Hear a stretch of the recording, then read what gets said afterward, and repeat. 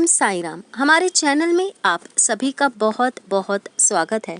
श्री साईं सच्चरित्र अध्याय 25 दामू अन्ना का सार, अहमदनगर के रुई और अनाज के सौदे, आम्ररीला।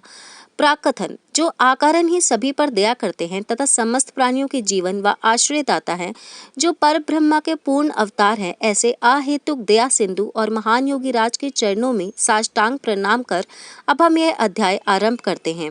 श्री साईं की जय हो। वह संत चूड़ामणि समस्त शुभ कार्यों के उद्गम स्थान और हमारे आत्मा राम तथा भक्तों के आश्रयदाता हैं। हम उन साईनाथ की चरण वंदना करते हैं जिन्होंने अपने जीवन का अंतिम ध्येय प्राप्त कर लिया है। श्री साईं बाबा अविचरणीय प्रेम स्वरूप है। हमें तो केवल उनके चरण कमलों में दृढ़ भक्ति ही रखनी चाहिए।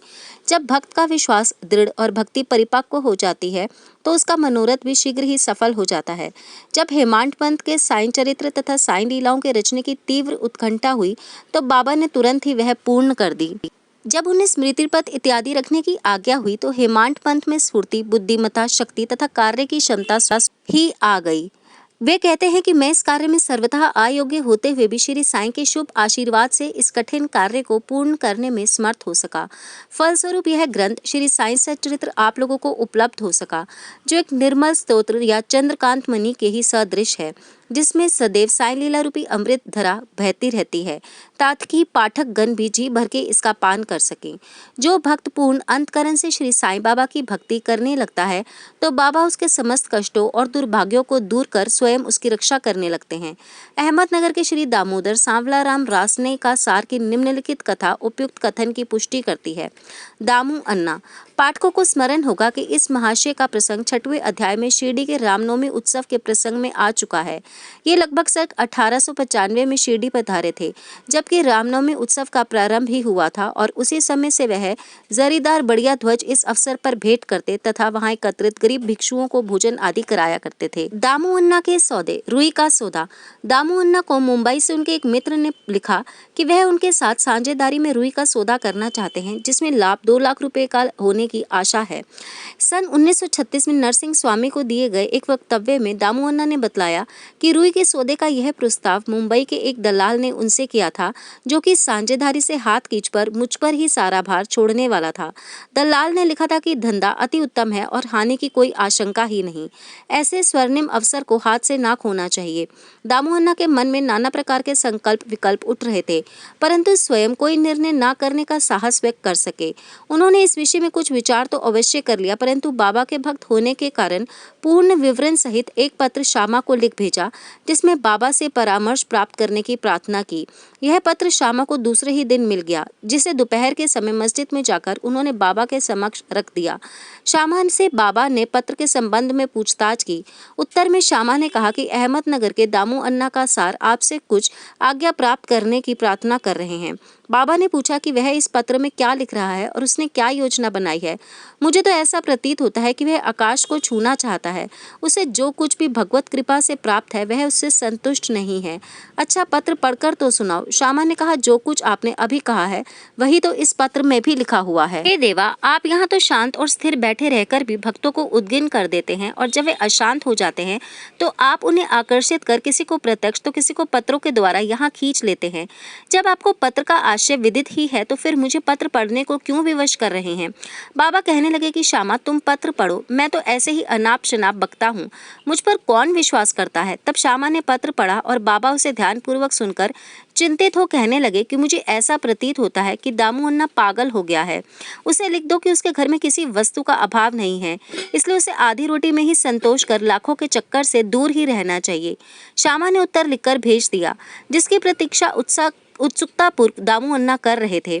पत्र पढ़ते ही लाखों रुपए के लाभ होने की उनकी आशा पर पानी फिर गया। उन्हें उस समय ऐसा विचार आया कि बाबा से परामर्श कर उन्होंने भूल की है, परंतु श्यामा ने पत्र में संकेत कर दिया था कि देखने और सुनने में फर्क होता है, इसलिए बेहतर होगा कि वह स्वयं शिरडी आकर बाबा की आज्ञा प्राप्त करें। बाबा ने स्वयं अनुमति लेना उचित समझकर वह शिरडी आए। बाबा के दर्शन कर उन्होंने चरण सेवा की, परंतु बाबा के सम्मुख सौदे वाली बात करने का साहस वे न कर सके। उन्होंने संकल्प किया कि यदि उन्होंने कृपा कर दी तो इस सौदे में से कुछ लाभांश उन्हें भी अर्पण कर दूंगा। यद्यपि यह विचार दामू अन्ना बड़ी गुप्त रीति से अपने मन में कर रहे थे, तो भी त्रिकालदर्शी बाबा से क्या छुपा रह सकता था। बालक तो मिष्ठान मांगता है, परंतु उसकी माँ उसे कड़वी औषधि ही देती है, क्योंकि मिठाई स्वास्थ्य के लिए हानिकारक होती है और इस कारण वह बालक के कल्याणार्थ उसे समझा बुझाकर कड़वी औषधि पिला दिया करती है। बाबा एक दयालु माँ के समान थे। वे अपने भक्तों का वर्तमान और भविष्य जानते थे, इसलिए उन्होंने दामू अन्ना के मन की बात जानकर कहा कि बापू, मैं अपने को इस सांसारिक झंझटों में फंसाना नहीं चाहता।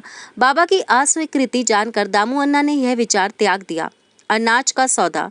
तब उन्होंने अनाज, गेहूं, चावल आदि अन्य वस्तुओं का धंधा आरंभ करने का विचार किया। बाबा ने इस विचार को भी समझकर उनसे कहा कि तुम 5 रुपए शेर खरीदोगे और 7 रुपए शेर को बेचोगे, इसलिए उन्हें इस धंधे का भी विचार त्यागना पड़ा।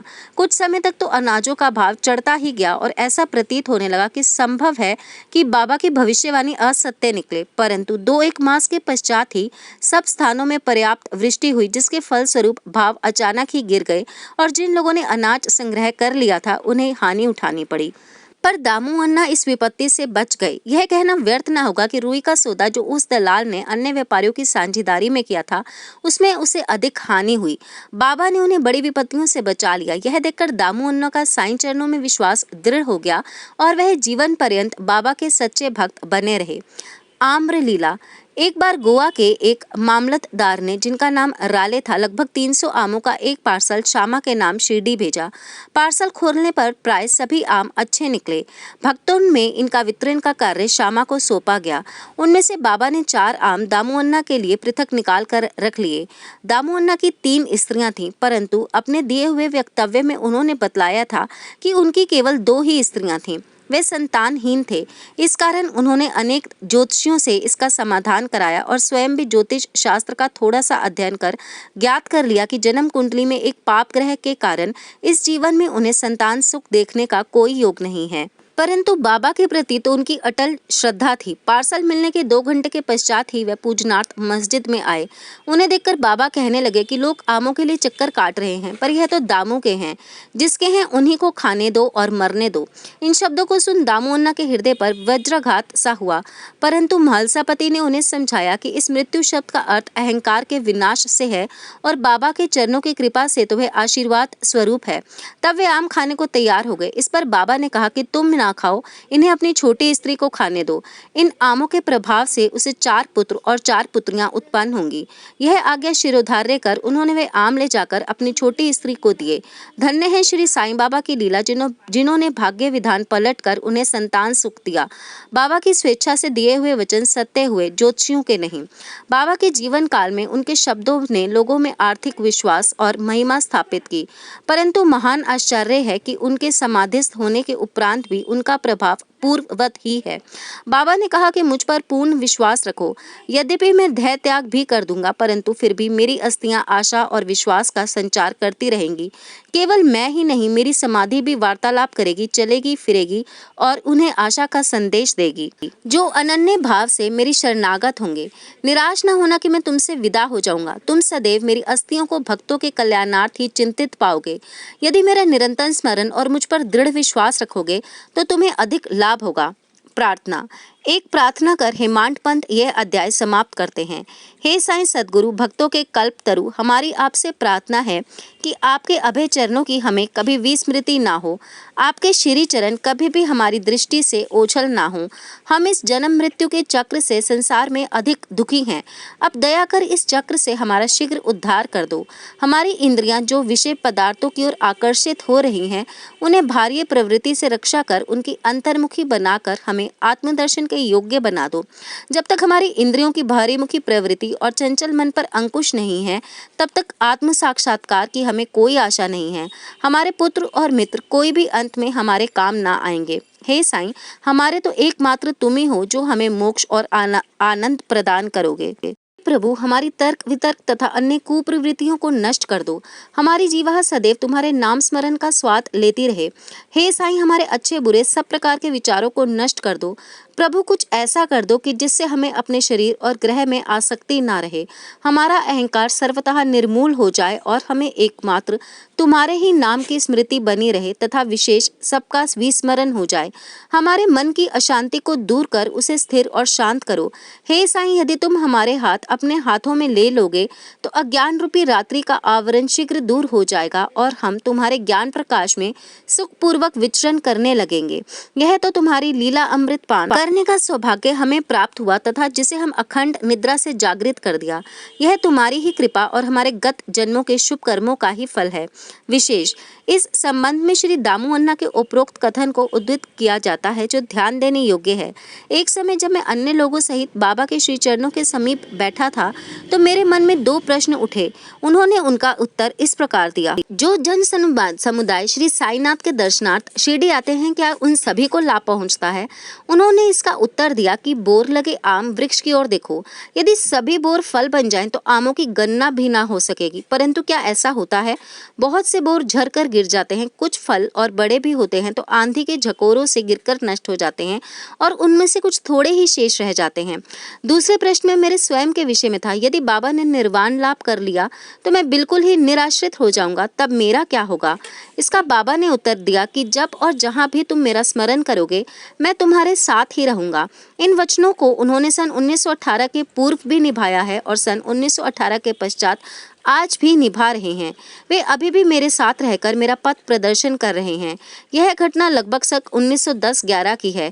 उसी समय मेरा भाई मुझसे पृथक हुआ और मेरी बहन की मृत्यु हो गई। मेरे घर में चोरी हुई और पुलिस जांच पड़ताल कर रही थी। इन्हीं सब घटनाओं ने मुझे पागल सा बना दिया था।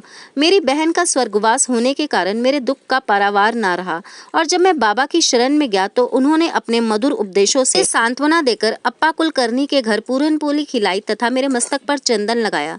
जब मेरे घर चोरी हुई और मेरे ही एक 30 वर्षीय मित्र ने मेरी स्त्री के गहनों का संदूक, जिसमें मंगलसूत्र और नथ आदि थे, चुरा लिए, तब मैंने बाबा के चित्र के समक्ष रुदन किया और उसके दूसरे ही दिन वह व्यक्ति स्वयं गहनों का संदूक मुझे लौटाकर क्षमा प्रार्थना करने लगा। श्री सद्गुरु साईनाथ अर्पण अस्तु। शुभम भवतु। हमारे ज्ञानवर्धक कार्यक्रम देखने के लिए आप अभी सब्सक्राइब करें, बेल आइकन को प्रेस करें ताकि आप सब देख सकें हमारा कार्यक्रम सबसे पहले।